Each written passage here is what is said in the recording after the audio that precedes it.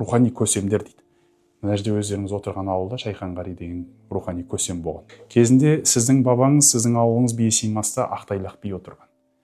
Байғара би әкесі отырған. Әр кезде 7 жыл Меккеде оқыған Байғара би атамыз. Өздеріңіз білесіздер ғой, Прометей алауынан оқыңыздар. Бір ауыл аузына қарап отырған. Енді қысқа ғана сол тарихты айта кетейік.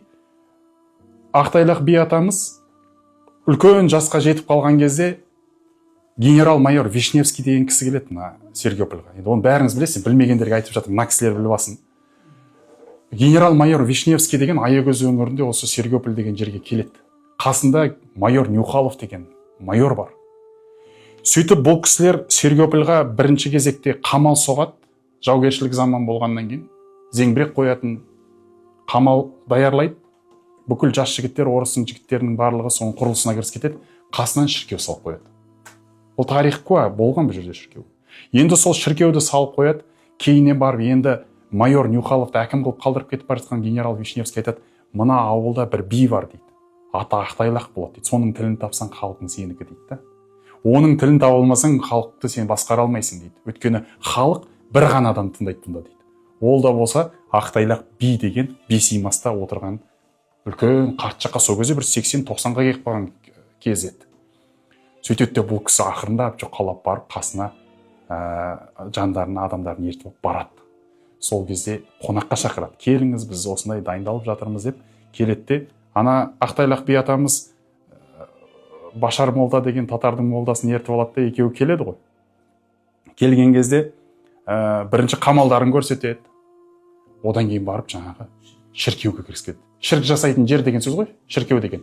Аллаға серік қосатын жер. Алланы бір деп емес, бәлкім үшеу деп білетін жер деген сияқты. Енді мына христианство жағынан қарайтын болсақ. Сөйтіп кіргізсе оларда Дева Мария дейді, жаңағы Иисус Христос дейді, солардың бәрін суреттерін салып қояды ғой.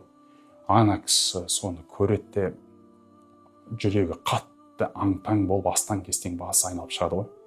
Сөйтіп тұрған кезде анау жығылғанға жұдырық болды деп, сәл сол дуалының қасына келген кезде жер көкті дейді ана кітапта жазады. Жер көкті бір дауыс, қазақ жерінде болып көрмеген бір дауыс шықты дейді ғой. Оны Ақтайлақ би атамыз 90 жасқа келгенге дейін, әлі күнге дейін қазақтың даласында ондай дауысты естіп көрмеген. Бірақ ол кісінің естіген дауысын, ол кісінің ана иман, ислам, ахиретке деген сенім қара дайындалып жүрген. Исрафилдің сүрі үрленіп кетті ме дейді ғой. Исрафил 2 рет сүрілейді, бір ретінде әлем жоқ болып кетеді, екінші ретінде адамдар қабірден тұрады, арасат майданына қарай жүгіреді. Осы 2 сүр бар өзі. Дуновение дейді ғой, 2 рет сүрленеді. Сол 2 сүрленген кезде қиямет, бірінші сүрленгенде уже қиямет басылып кетеді ғой. Сонда ана кісі айтады ғой, ей, ана Башарда, ей Башар дейді. Қиямет басылып кетті. Исрафил сүрлеп жіберді дейді ғой. Сол көзі тұрады, ей, тоқта биеке дейді.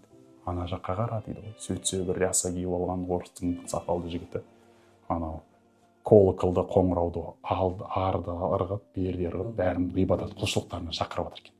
Сол кезде айтады, міне дейді. Сол кезде бесимасқа қайтып бара жатыр екеуі. Сондағы ойын жазып жатыр ғой кітапта енді. Ақтайлақ би атамыз айтты дейді. Әттең, бұл анау күн батыста бір дұшпан, түбі шығар сол тұстан, жүзі сары, көзі көк, бастығының аты поп, жаяулап келер жұртыңа, қанды май жағар ұртыңа, деп баузамай шер қаныңды, өлтірмей ағалар жаныңды деген орыстар, міне осы орыстар екен ғой, кезінде бұғар жырлап кеткен. Мынаны қара, бұларды қара, бізді қалай бұл бүкіл әлемді жаулап келе жатқан десем, бұлар 2 нәрсемен жаулайды екен ғой. Біріншісі барған жеріне қамал соғып тастайды екен, қамалдың артына қорғанып алып, анау атып қана қорғанып отырады екен. Екіншісі бұлар деген адамдардың идеологиялық сенімдерін сындырады екен де барлығын шоқындырып жібереді екен. Үйіп отырған мұсылман деген халық Аягөзде тек мұсылман болған. Бұл 9 жолдың торабы, қасиетті жер, былайша айтқанда ылғи мықтылар шыққан, дініне ешқашан селкеу келмеген халықта. Мысалға үшін ана Шахи Ахметтің өзі 30 семья, 200 қожалық келген кезде, соның 30 семьяның қожаның өзін бір ғана бай Ақтайлақ бидің өз-ақ жағдайын жасап отырған. Сол кезде кездескен кезде Шахи Ахмет айтады ғой, мына 30 үйің артық, мына жасап жатқан жағдайың бізге артық, байлық керек емес, бізге қара су мен қара нан болса болды, біз қожалармыз, бізге дін таратуды бер, бізге дүние берме дейді ғой. Сол кезде қожеке дұрыс қой дейді. бірақ сіздер біздің ақиретімізді үйретіңіздер, біз сіздердің дүниелік жағдайыңызды өзіміз жасаймыз деп сол кезде дүниесін жасап тастағанда жағдайын